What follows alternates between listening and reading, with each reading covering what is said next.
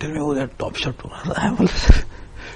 And they of course say it's good, but that leave apart their judgment of the program. But the viewership is good, because otherwise so many.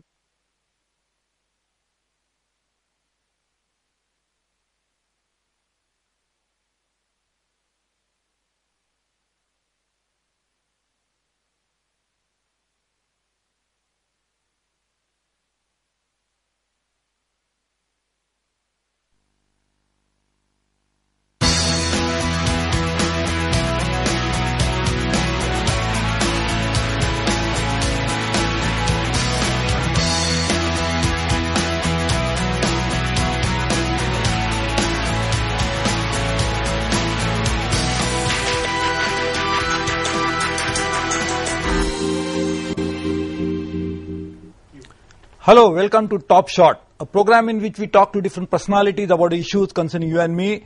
And we are very happy that today we have Mr. Yashwant Sinha, India's former finance minister, India's former external affairs minister, and now member Rajya Sabha. So, Mr. Sinha, welcome to this program. Thank you. And you are one of the longest serving finance ministers. You served for you presented 5 budgets in a row during the NDA rule earlier. When Mr. Chandrasekhar was the Prime Minister, again you were Finance Minister and presented a budget before the Parliament at a difficult time that time. Again, you cleared so many of the economic problems when you were the Finance Minister. Of course, we'll talk about it later. But what do you think about the present situation in which now the global economy is facing a crisis? India is also facing some part of it. And you, I'm sure, would be feeling that I should have been there to really do something. Do you think something like this? Not really, Suresh Prabhuji, because I feel that the finance minister's job is eminently avoidable at this point of time. Because, you were talking of the global crisis. It is my understanding that we are facing 2 kinds of crisis. One is of our own creation, a special Indian crisis, and the other is the impact of the global meltdown. So India is faced with a twin crisis at the moment, which have dovetailed into each other and created a very grim situation for our economy. And that's why I was telling you that the job is eminently avoidable, but the problems are not. The problems are something which are going to affect you, me, everybody else in this country. And therefore, all of us have to put our heads together to be able to find a solution. And it's a national crisis. It is a national crisis, and I for one have been making my contribution by speaking on it in the Rajya Sabha, by writing about it, or talking to chambers of commerce. So wherever I get an opportunity, I try and give my suggestions. In fact, I like to tell you that being concerned with this crisis in the Bharatiya Janata Party, some of us got together with the top leadership and we discussed the matter in great detail. And it was decided that we should also consult some experts. So we called some experts, held consultations with them. Then 3 of us from the BJP, Mr. Yashwant Sinha, who himself is a former finance minister, Mr. Arun Shourie, who was the disinvestment minister, and we jointly addressed a press conference about 10 days ago, and we did not merely say what was wrong, we came out with a 12-point suggestion of what the government should be doing in this moment of crisis. And, as I was saying in my intervention in Rajya Sabha, we are trying to be constructive about the whole thing, because as you said, it is a national crisis and all of us have to contribute to its solution. You just mentioned, because normally what happens is when somebody catches cold, we also sneeze, that's how we say. So to some extent, because we are attempting to integrate ourselves into the global economy, so inevitably we are getting benefits out of it, but of course when the economy is going to slow down globally, we are also going to get affected by it. But as you said very interestingly, that some of the problems that we have are actually homegrown problems. It's like a new homegrown terrorism in India now. It's a homegrown financial problem that we are getting now to deal with. So, to what extent you think this present situation, let us not call it a crisis to scare anybody, but I'm saying even if it is a very scary situation today, why it has been caused? I mean, to what extent the local situation is responsible in terms of fiscal situation, in terms of government managing the economy? To what extent it is these factors are responsible? Sureshji, leaders the world over are saying that we must diagnose the problem properly in order to apply the right medicine. This is very important. That's right. It is nobody's intention to spread panic. That's right. Certainly not yours, certainly not mine. But we cannot turn our face away from the truth. That's right. We have to face the truth. If we don't face the truth, others will thrust that truth on us. Second, that it's only the realization of that truth which will enable us to take corrective remedial measures. Now, why did I say that we are facing a homegrown crisis? I'll mention to you 4 or 5 things which are not directly related to the global meltdown. Number one, we are running huge deficit, fiscal deficit, revenue deficit in our budget, in the central budget. And everyone agrees, every economist, that if government mops up all the money in the market, then there will be nothing left for investment. So the huge deficit of the government is one issue. The second is inflation, which raised its ugly head again last 6 months or so. The third is the measures that the government took and the RBI took to bring inflation down. Now, I have serious difference of opinion to that approach. But as we had predicted then, this liquidity crunch, squeezing of liquidity in the market, plus raising of interest rates, had an impact on demand. It was both consumer demand as well as investment demand. Now, that led to the contraction of demand. So when contraction of demand took place, then it affected production. So if the figures of industrial production registered a meager growth rate of 1.3% in the month of August, and if you look at the 5-month trend between April and August, and you find that industrial production has grown by only 4.9% compared to 10% last year, then you will come to the conclusion that there is a matter of great concern. Absolutely. Fourth, as I said, budgetary deficits, then inflation, then falling industrial production.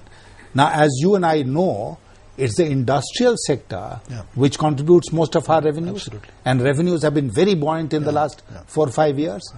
Now, this year, clearly, that buoyancy is not there.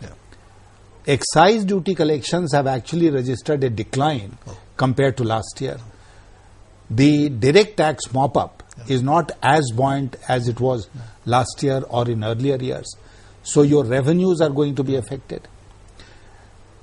The result of this lack of liquidity in the market has been further increase in interest rates, and the global crisis has led to such a loss of confidence that banks, even if they have resources, money, they are not prepared to lend.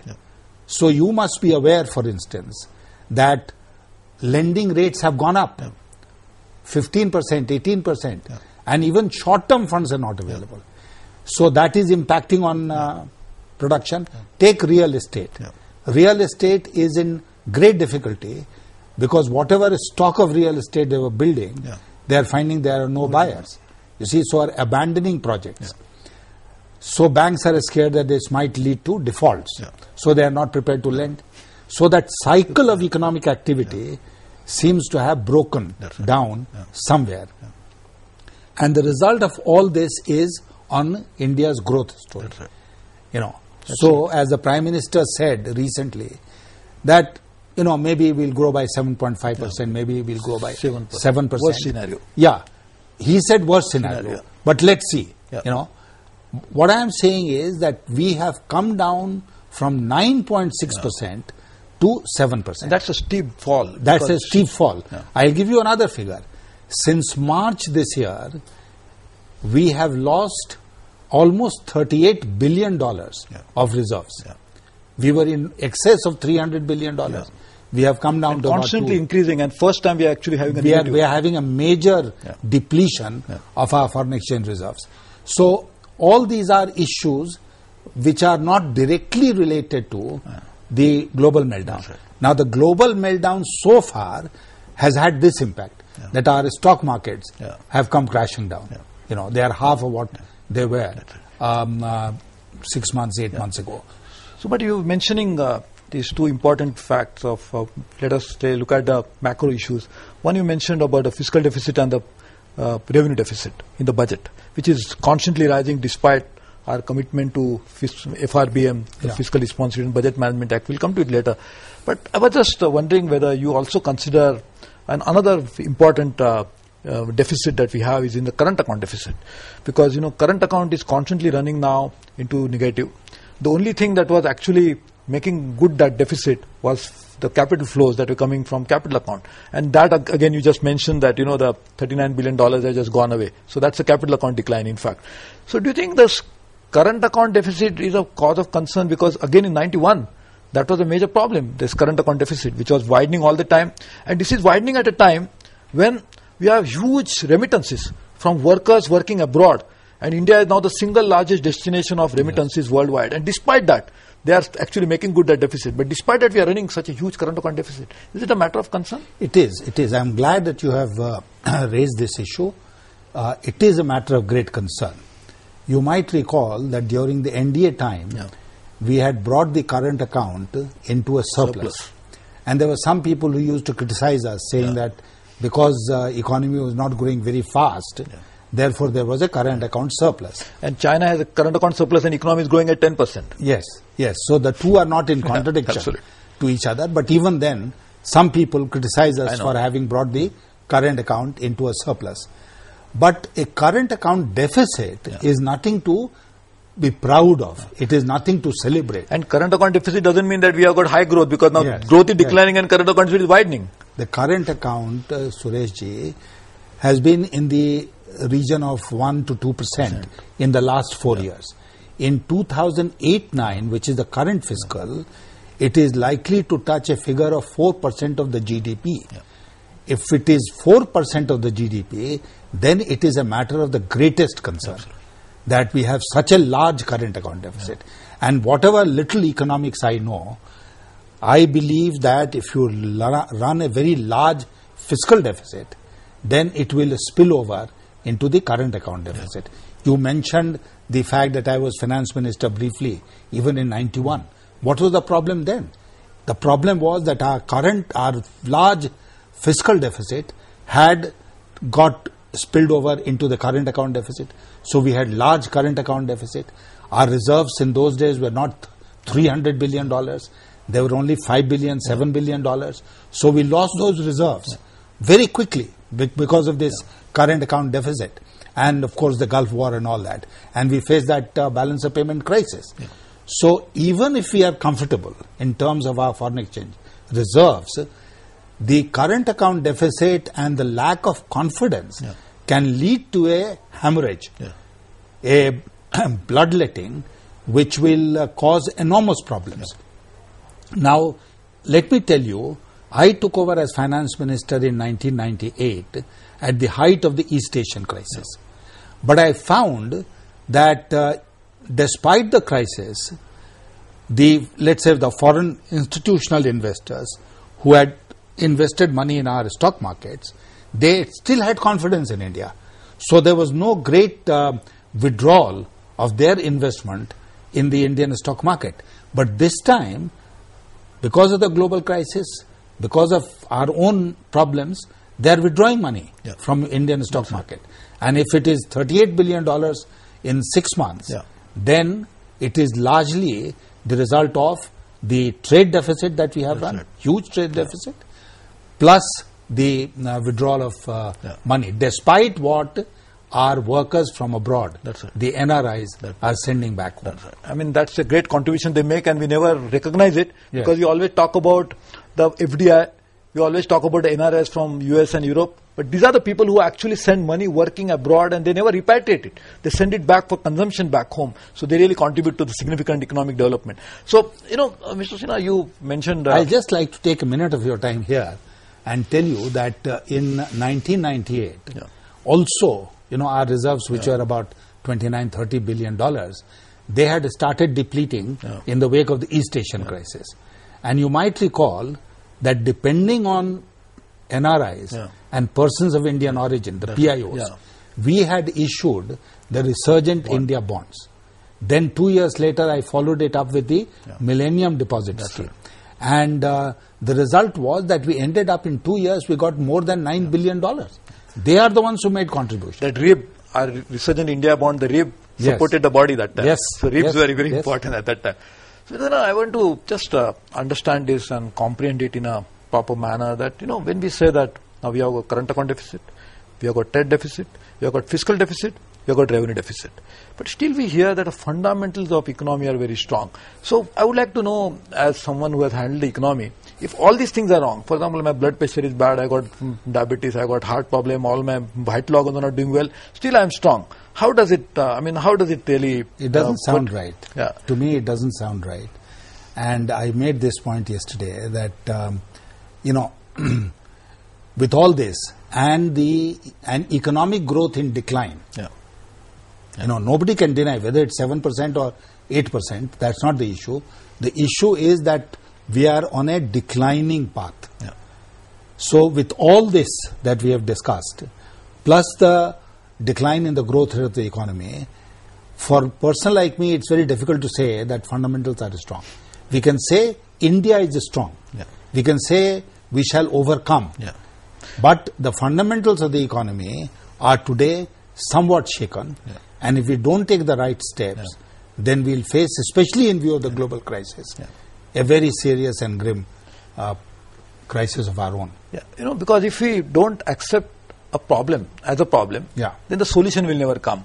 So therefore, if we continue to believe in this, that, there is nothing wrong is happening, we are good, and we should not really get worried, then probably the cause of worry. Because if you are not getting worried about a real worry, that's the cause of worry. Absolutely. So I was just thinking from that context, I'm just looking at it like this. Basically, there are many versions of why this global economy is now crumbling. I will not say crumbling, but in a real shock. The trigger came essentially from the subprime. Maybe the wrong lending, and they were not good borrowers, so the banks were lending to asset which was not really worth what it was lent for, and all these issues. But look at it like this. So all agree that it started basically from US. The crisis started, the Lehman Brothers collapse. But before that, all these parameters that we just discussed, the current account deficit, fiscal deficit, revenue deficit, trade deficit, all these were there even in the US. Only thing that was there in US and which was not in India today was the US had a negative savings rate and India has a very positive and a very healthy 30% savings rate. So that's a good thing. But otherwise, all these signals were coming from US. The then Fed chairman always used to say that don't worry, these are the signals, but we are still strong, fundamentally strong, fundamentals of economy are strong. And then trigger came with the bank crisis and the US is facing this challenge now.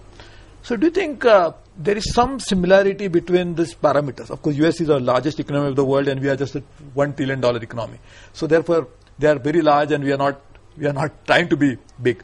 So that sense, do you think is also we should try to learn a lesson from the US economy when they are ignoring these signals and just thought that nothing to be done, and Alan Greenspan was considered the hero, and now everybody wants to point fingers at him that you did not show us the right path, and in fact we ignored the signals. So do you think we should not ignore the signals to our own peril? Little later we may have to come sit back and criticize our own self? You're absolutely right. The US crisis and the European crisis has raised many issues for the future. And if the global community does not find the right answers, then we will not be able to get or mitigate such crises in future. I'll say that underpricing of risk is inherent in any financial system. That's right. Therefore, those who are there innovating financial products in the financial markets, they innovate these products based on underpricing of risk. Yeah.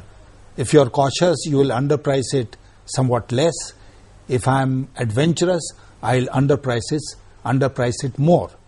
Now, what happened, as you are aware, that in Alan Greenspan's time, and he was a very celebrated Fed chairman, became an icon. Yes, he was an icon. I remember this because like a rock star. Yeah, I used to attend many meetings with him. He thought everything was not only going well, that it will eternally go well. Yeah. And therefore, he took risks and did not provide for the mitigation of those risks in future. Yeah. With the result that first the subprime came, then it was not merely the subprime. The subprime then graduated into prime and became a crisis of the real economy. But let's take only the financial markets. Today, even today, after the US has come out with a $1 trillion bailout package, which is the size of India's economy, even now nobody knows, one, what is the risk involved? Two, who owns the risk? Three, who is responsible for ultimately paying for that? Nobody knows. Yeah. And that is why stock markets are not believing, are not putting their faith. Still the worst is yet to come. Yes, in this $1 trillion bailout package in US and in Europe. Now you talked about the deficits of the US economy. Can we discuss that little later? Can we take a short break and we'll come back on this? So we are talking to Mr. Yashwant Sinha, India's former finance minister, on what is really happening in the world of economy and how you and me are getting affected, what we should be doing, what the government should be doing, and what he would have done if you were the finance minister. So don't go away, come back soon. This is Suresh Prabhu waiting for you to come back. Thank you.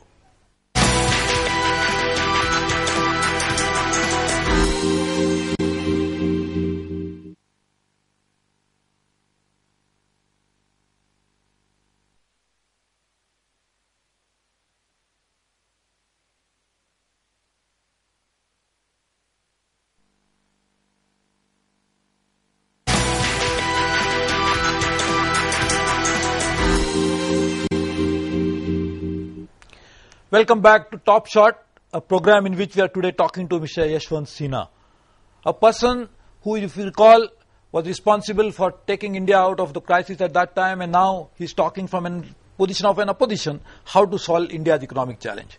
So, Mr. Sinha, you are talking about US economy, and there is so much to learn from US economy because all the time, in any case, Indians have always been chasing an American dream. So let us not now stress and face an American nightmare. So how do you avoid that? And there you're talking about deficit. I was talking to you about the deficits. The budgetary deficit of the US is in the neighborhood of $460 billion. The current account deficit is around $700 billion. Now, what is the advantage that US has that we don't have in India? That the whole world is financing the US because the dollar reserve currency of the world is the reserve currency of the world. So China is holding large, 1,000 trillion. We are holding whatever, $270 billion. East Asia generally has billions of US dollars in reserve. The Gulf, the oil countries. So everyone is contributing to meet the deficit of the US. And that is what kept the US economy going. Yeah. Now, Greenspan should have realized that you cannot build castles in the air. That no country, not even the US, can sustain such large deficits year after year and go on. And then become adventurous with your funds. Now, what happened in the US, as you know, is that home loans were being given to people who could never have repaid those loans, But the banks were adventurous, so they lent to them. The result, that all those loans became bad. They turned into NPAs. And then in the meanwhile, what had happened was that these mortgages were being sold in the secondary mortgage market. Then they were being sold further and further. I am told that, from the original loanee, it could have traveled through 20 different stages. And so therefore, when I was telling you that nobody knows where the risk today is deposited, it is absolutely correct, because I like to tell you that I was attending a conference in the US with some former finance ministers, including a former Treasury Secretary of the US, only about a month ago in the US. And who is the former Treasury Secretary? John Snow. Oh. John Snow was the Treasury Secretary of the Bush administration. And even we sitting there in Washington, we did not know that that Lehman Brothers were going to fail, that Merrill Lynch was going to get into trouble, that AIG was going to get in, and all these, what shall I say, big names on the Wall Street were going to collapse like 9 pins. Nobody knew. Yeah. Why? Because nobody knows where the risk is and how much that risk is. There is a magnitude of the problem. Yes. Nobody. So now, as you said, if the US has caught cold, the first to sneeze is Europe. Yeah. So European banks, UK banks, they are all in trouble. And they are separately coming out with their own packages, which is also running into $1 trillion and more. Yeah. But impact on the rest of the world, impact on us. Yeah. What is the impact? To my mind, the most important impact is a complete destruction of positive sentiment. Yes, absolutely. A modern economy, Suresh Prabhuji, moves on the basis of sentiment. That's right. If the sentiment is good, people will buy things. Investors will make investment. If the sentiment is bad, they will sit on cash but not invest. They will sit on cash but not buy. Right. And that is what is happening globally, and that is what is happening in India, in addition to our own problems. And therefore, this crisis ultimately is, there will be impact like FII is withdrawing money. Our foreign exchange reserves coming down. Then, as I said, we have our own problems. But the global crisis is of very great significance to India only because we have noticed, if you look at the historical experience of India, you will find that the Indian economy has flourished whenever the global growth rate has been positive, and Indian economy has been in doldrums whenever the global economy has slowed down. Yeah. So I think everybody is going to get affected, including us. But in real sense, what you're saying is absolutely right. But probably the fear is, we don't know what the fear is, what is going to happen next. So that's the fear of unknown is a more important fear than the fear of what we know. So that's the real challenge. And as you said, the former Treasury Secretary John Snow himself was not knowing that the snow was melting soon. So probably he didn't know it himself. So therefore, I have a really worrying thing. Actually, at a peak of times when the global economy was growing and everybody thought it's going to grow forever, till eternity, that time the derivatives market, which actually made this all happen of 20 times going away from between the banker and the borrower. There's a relationship of a person which just drifted and went into so many people. That time people said there was something like 17 times the size of the global economy where the derivative is outstanding. So it was an unsustainable model, and therefore I think fortunately India should really learn. But in many ways, that Indian fiscal fundamentals, Indian economic broad parameters, macroeconomic parameters are in danger. But what really looks like the Indian banking system seems to be sound. And that's something I think the credit should go to our central bank, the Reserve Bank of India, who has managed the banking system pretty well, despite a lot of pressure from so many quarters saying that you must open it up, you must allow so many new things to come in. But they were extremely cautious, careful. They did not even allow the capital account convertibility, despite the then Deputy Governor of Reserve Bank of India, Mr. Tarapo's roadmap being drawn, and of course the roadmap was very clear that you must reduce the fiscal deficit before you do this. So do you think Reserve Bank of India should be commended for what has really happened? Well, I would say that as far as our external sector is concerned, the RBI has done a commendable job. And, it's not a question of where the rupee is today and where the dollar is today, because there will be ups and downs in every market. But what has to be avoided is volatility. Yeah. Whether it's a stock market, it's a money market, it is an exchange market. We should be able to